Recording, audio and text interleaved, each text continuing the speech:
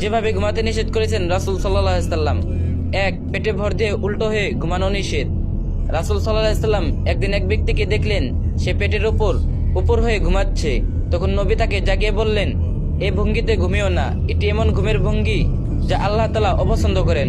সূত্র আবু দাউদ 5040, ইবনু মাজাহ 3723।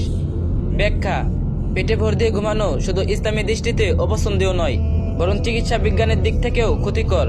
এতে হৃৎপিণ্ড, ফুসফুস এবং পাকস্থলীতে অস্বাভাবিক চাপ পড়ে। অনেক সময় এ ভঙ্গিতে শ্বাস প্রশ্বাসের সমস্যা হয় এবং কোমরে ব্যথা দেখা দেয়। নবী আমাদের এমন অভ্যাস থেকে দূরে থাকতে বলেছেন, কারণ ইসলাম সর্বদা মানুষের কল্যাণ চায়। 2. লজ্জাস্থান উন্মুক্ত রেখে বা নগ্ন অবস্থায় ঘুমানো নিষেধ। রাসূল সাল্লাল্লাহু আলাইহি সাল্লাম বলেছেন, তোমাদের কেউ যেন কাপড় ছাড়া নগ্ন অবস্থায় না ঘুমায়। সহিহ মুসলিম 3887।